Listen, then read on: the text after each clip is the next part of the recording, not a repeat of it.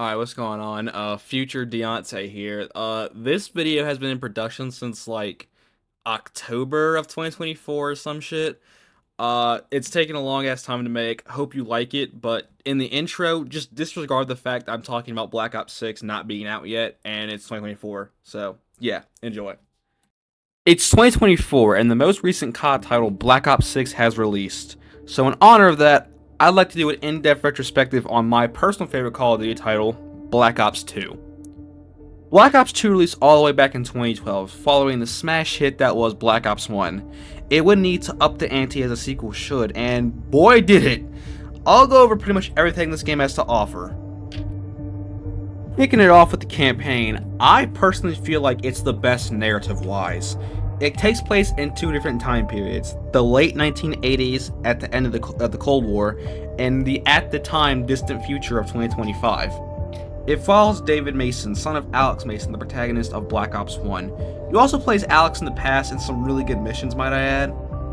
There's a lot of returning characters from Black Ops 1, like Hudson, who's voiced by Michael Keaton now, aka Batman. Woods is back, and even Reznov makes a small cameo.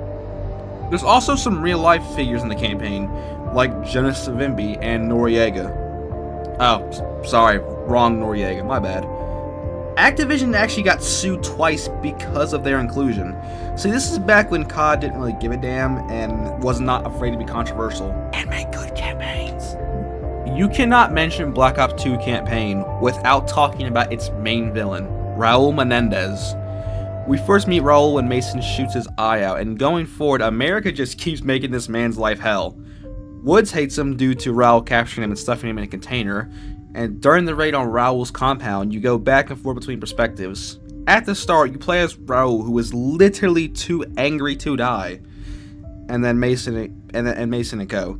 Noriega double crosses him and frees Menendez, and Woods, in a blind rage, accidentally throws a grenade that accidentally kills Menendez's sister. This eventually leads to one of the biggest moments in the game. During a mission to find and capture Noriega, Hudson informs Woods that they have captured Menendez. You are instructed to shoot the target in the head or knee. End this now, Woods. Take the headshot. No, Woods. Shoot him in the fucking head.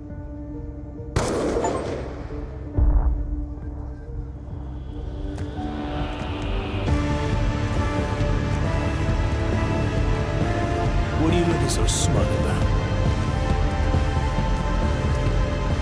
The fuck is going on?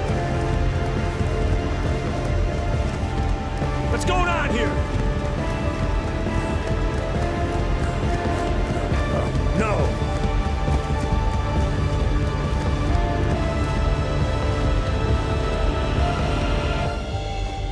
Mason! Fool. You bastard!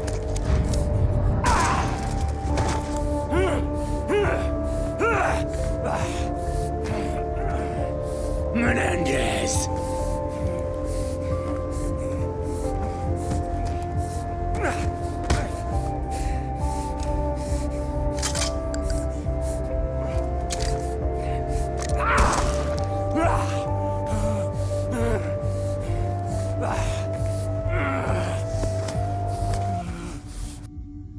And after the shocking reveal and Woods being kneecapped, which is why he's in a wheelchair actually, Menendez actually leaves David and Woods alive and kills Hudson with his sister's pendant. That's pretty much David's whole reasoning before going after Menendez. Back in the future, David's supporting cast is good as well.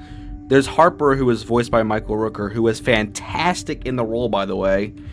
There's Salazar, who is just kind of there. He's an important character, but he's just kind of there.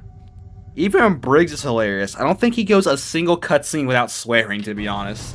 We finally got one over on this cocksucker. He's just a man, Admiral. One of the most crucial things that Black Ops 2 does differently to make it stand out is how different it is to other campaigns. For one, the game actually lets you use a custom loadout before a mission, which is something that only came back a handful of times, I believe. This game is all about your choices. A choice that you made in Mission 2, for example, could help you later or bite you in the ass. Like, if you resist Mason's urges to kill Kravchenko, then he reveals that Menendez has people inside the CNA. But if Mason kills him, you won't know that bit of information. Or in Achilles' Veil, if you choose to betray Menendez, the character you play as is killed. What's funny, however, is that if you choose to shoot Harper, you can see his body and they briefly mourn over it. But if you just try to kill Menendez, Farid's body just disappeared and they don't even acknowledge his existence, which I think is kind of messed up, but it's funny. Choices also dictate how the ending plays out. There's like 7 different endings in this game, dude. When you capture Menendez, but he breaks free and he takes out the entire U.S. drone fleet. It turns out that Salazar was on Menendez's side to begin with, and because of the choices I made, Karma, who is a hacker, is killed.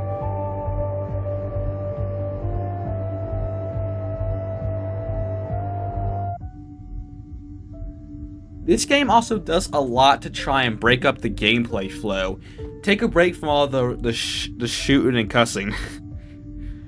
One of the missions has you defend the President of the United States, and this mission's cool because it lets you A, fly a VTOL jet, and B, drive a vehicle, which is always nice. I always liked it when CoD would take the time to break up the gameplay. It's rare that it does that, but that's one of the things that makes Black Ops 2 so special. It keeps the gameplay fresh. The epic finale has you fly into Haiti to capture Menendez. You later find out that Menendez's real plan was to destroy the drones and leave the military vulnerable. See, there's this whole thing with Menendez where he's got this uprising called Cortes DA, where it's like a terrorist movement. I don't really know exactly what to call it, but you get the idea if you played the game. Menendez sneaks out by stealing a Navy SEAL uniform, but Mason catches up to him. You have either the option to capture him, which leads to him rotting in jail, or you kill him. I chose the ending where you kill him, which leads to Cortes DA starting an uprising, and Menendez becomes a martyr. But remember how I said I shot Alex in the leg for a reason? Well, here's why. If you do that, he actually lives, which apparently is the canon ending. I haven't played Black Ops 6. I didn't buy the game, so I don't know. But from what I've heard, they changed it from being the canon ending to now Mason's actually dead. So take that with a grain of salt because I do not 100% know that in Black Ops 6. But David reconnects with his father and roll credits. Except for YouTube video triggers that when Menendez is killed, and like I said, Cortes DA starts a revolt. This game has one of the funniest and greatest end credits to a game I have ever seen. All the characters partake in an Avenged Sevenfold concert. Now, I obviously can't play the song or else I won't make any money off this video, but just look up Black Ops 2 Avenged Sevenfold and you'll see what I mean. The song's really good too. This campaign is truly special in my opinion, just because of the choice-driven storyline and the gameplay. But now, it's time to talk about one of the greatest side modes in video game history.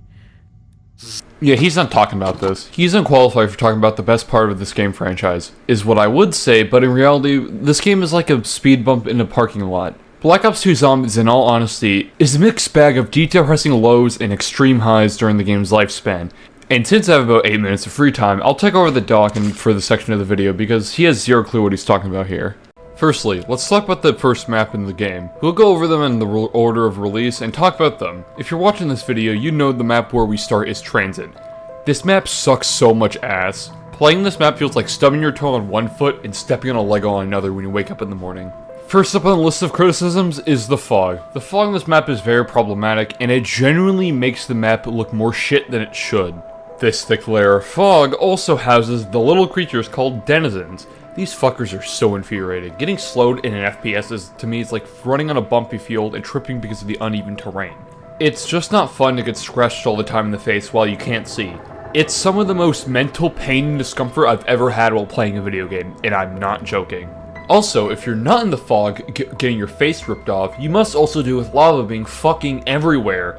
And yes, I know that some people are using their Cheeto looking fingers they have to type a lot of things in the comments about how that's realistic because you blew up the earth in Black Ops 1. And to that I say, it's a video game. Playing hopscotch like a 7-year-old while trying to avoid zombies feels terrible. If they made the lava not take damage, then I wouldn't be perfectly fine.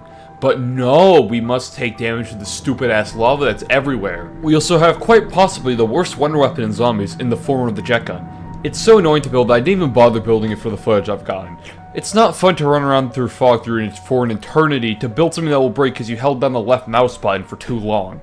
Accessing Pack-a-Punch is purely RNG because it relies on putting a turbine right here, not getting destroyed, and opening the bank and praying to God it actually opens up. This map is a fucking nightmare, and it's horrible. Anyone who says this map is good is smoking some massive crack. Peanut butter and crap. And I hope that the dog does not get age restricted for how partially angry I am at this map. Oh, and you don't know the worst part, the next map is also pure trash. However, let's talk about the survival maps for a bit now. Since Transit is split into different sections, the developers thought to make certain parts of the map as standalone playable level files. Which is kinda cool, until you realize that the only one people ever play is Town because it just has the stuff that everyone wants in the Zombies map. Bus Depot is literally just Nocturne on Toan with annoying ass lava. Farm is cool I guess, but it isn't really worth playing since it's just worked with lava. And sure, Town is fun, but I'd just go play World at War Doris instead. Wait, I forgot about Nuketown. It's fine, I guess. Moving on. Oh wait, I forgot about to mention Tombstone. This perk is bad because it's used on the map that's as big as the fucking moon. Why would I go get my stuff back from the town when I'm all the way at the diner? It's not even worth it at that point because I'll just spin the box a couple times to get for a weapon that's probably even better than what I had. Alright, on to Die Rise. This map makes me want to self-inflict fall damage. Sometimes literally, because this map is based on a collapsing vertical skyscraper. Now to give credit where credit is due, despite it looking dull in the art department, it is a cool idea. But the execution of Die Rise's gameplay is like trying to compile a computer program with a syntax error in it. Fall damage really kills this map for me, and in my footage I have so many times where I've slip, fall off, and die. Most of the time it's not even a skill issue, it's just the game having horrible collision detection. Also, I don't like the elevators. Random perks aren't usually too bad for me, but when a map is as big as Die Rise, it's really annoying to find the perks every time you spawn in. Random perks, fall damage, and terrible map layout are the massive issues at hand. It's not fun to play this map, and Who's Who is also the worst perk ever made. It's just worst quick revive, so it's utterly pointless and a waste of a perk slot. You aren't going to revive yourself with the starting pistol past round 8 at the most. Although, despite the things I've said, the wonder weapon for this map is a redeeming quality. I won't say the name because I cannot spell better than a third grader on alcohol, but the only issue I have with it is the map it's on. This weapon makes you slip, on a map with a lot of verticality. You see the problem, right? This map is better than Transit, but not by much. You also still have the problem of being able to only carry one part at a time, which is such a pointless limitation. This map, along with Transit, was in my opinion the first dark age of the Zombies game mode. Keep in mind, people at this time also did not like maps like Moon and Shangri-La. I would never sit next to those people, but that was the common consensus at the time. If whatever was the next map in DLC 2 was bad, Zombies would have had a very dark path ahead of it. DLC 2 releases with Mob of the Dead being the Zombies map that comes with it. This is easily considered a top 5 Zombies map in the series, and that's easily understandable because this map is 10 times better than Transit or Die Rise. This map introduces a ton of new gameplay mechanics. For starters, Afterlife is an awesome addition that makes the map flow beautifully. They somehow managed to take the mindless task that was turning on the power in previous games into a fun distraction that you must do anyway. Electric Cherry is a good perk. It's very simple. On reload, you get a short electric field around you that stuns the zombies and do a little damage. The Blunder Guy is easily a top 10 wonder weapon in the whole series when fully upgraded, and the Hell's Retriever makes you want to become buddy-buddy with the devil. Also, the playable crew for this map must be the best one-off crew we've had in Zombies. They're all likable and different from the usual stereotypes that we're used to seeing in Zombies at that point. Combining that with gameplay progression and the story being very connected to one another means that you build a better attachment with these characters. This map feels like the first AAA Zombies experience, and this map was the dawn of the whole quest-style type of map that would be the whole turning point for Zombies. This map does deserve to be known as the best Zombies map to some people, and its quality is worth the purchase of this DLC along with Black Ops II. Although, I have some issues. For starters, why do we have to refill the plane? It's practically made out of plastic and bedsheets. I mean, sure, there might be an engine on the plane according to the game, but it sure as hell looks like it doesn't, damn it. Also, stand-up is a sorely needed perk on this map. Mob of the Dead is very tight yet big, and stamina up would be a great perk for it. Instead, we have the disappointment that is Deadshot Daiquiri as the 5th perk on this map.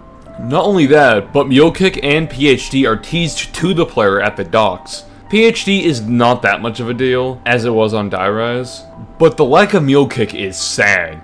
This map has a lot of exclusive weapons like the AK-47, M1927, and the Uzi. Who would not want a third gun on this map? Other than that, this map is extremely good, and BO2 starts to have a drastic increase in quality as the DLC's life cycle goes on. Although here's the sad part, I can't talk about Buried. Why? It's because I don't own it on PC. But I will assure you, this is a good ass map. And even if I can't talk about it, you should go play it. I wish I could talk about it, but I'm not buying the DLC for a 12-plus-year-old game. And Doc is rushing my ass to get this video out on time. For legal reasons, what I said 3 seconds ago was a lie. And he's totally a good person.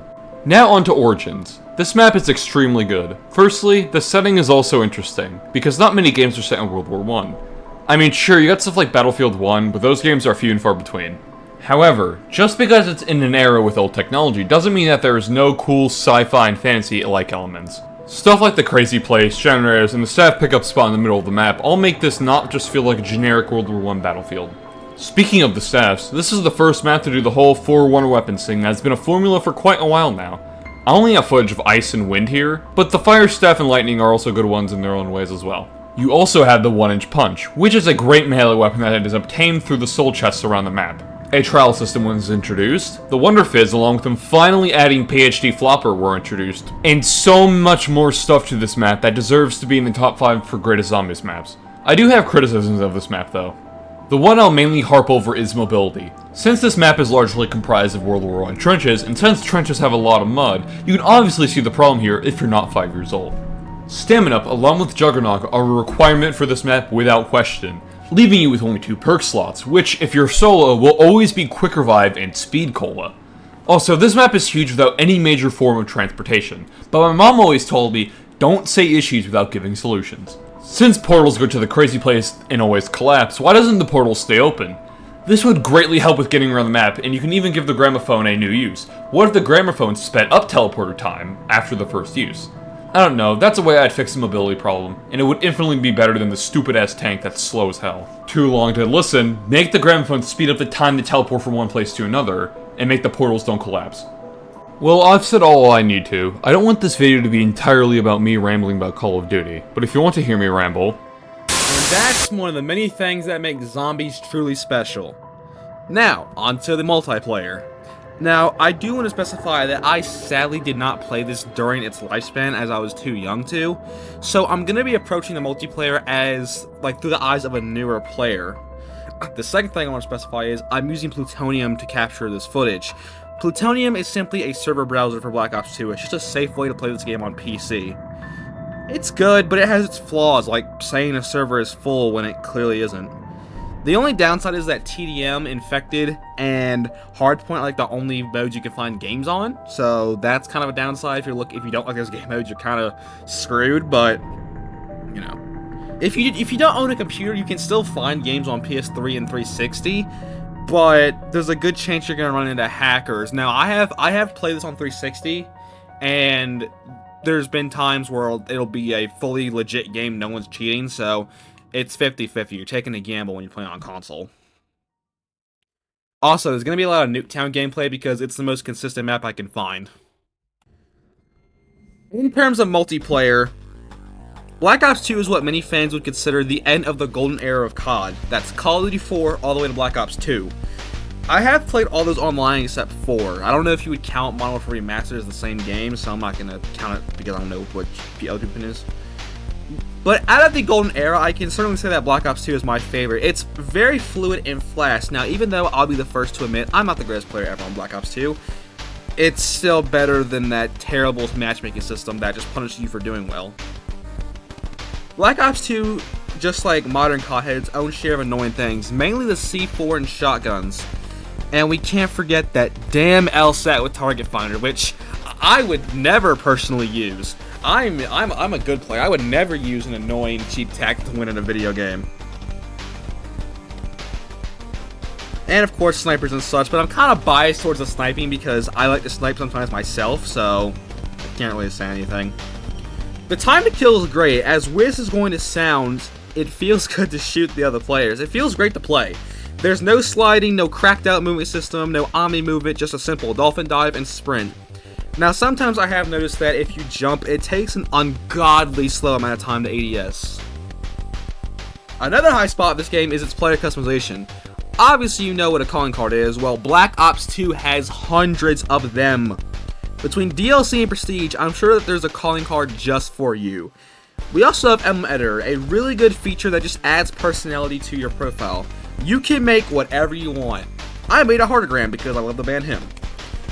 But there's tutorials on YouTube how to make Deadpool, Eminem, Smurfs. There's a lot of tutorial. The feature lasted until 2018. It hasn't been seen since, and as much as I love this feature, yeah, they should have never given this shit to us. Just the number of explicit emblems is enough to trigger a Reddit mod. I still don't want it back though. There was also an abundance of camo packs. This was the first COD, I believe, to do paid camo packs, and you really did get a lot of bang for your buck. They aren't trash camos either. They're very good and very vibrant camo. We live in a time where a simple camo is locked behind a battle pass or a ridiculously hard challenge, and I'd much rather just pay $2 to $3 for 15 camos than grind down an entire battle pass. While we're on the topic of camos, Create a Class gets a big upgrade in the Pick 10 system. You have 10 empty slots to put towards your guns and attachments, perks, grenades, and wildcards. Now, it's been debated what's better, Pick 10 or the Gunsmith. Both have their pros and their cons, but I'm going to have to give it to the Pick 10. I think it's more simplified and you don't have to be Einstein to figure out what barrel does what. Some of the best maps in franchise history came out of this game too. Slums, Raid, Hijacked, Carrier, Express, and some of the more underrated ones in my opinion like Standoff and Yemen. Most of these maps returned in Call of Duty Cold War, which is always a nice piece of content. Now, that's not saying there's not some absolutely garbage maps like Aftermath, Turbine, and Cargo. They're all pretty cheeks in my opinion. But minus some stinkers, BO2 might have one of the best map pools in a Black Ops game. In the comments, tell me some stories about you have about Black Ops 2, whether it be a funny argument, a game chat, or raging at something. I'd like to hear your stories. You know the chill guy meme? I despise it now because it's overused. I'm just a chill guy. I hate it. I'm just a chill mobster. Yeah, well, okay, that one's better. How is that a meme? It is, technically. You have that music. Memes or anything, technically, memes can be anything that's funny on the internet. I think we need double tap.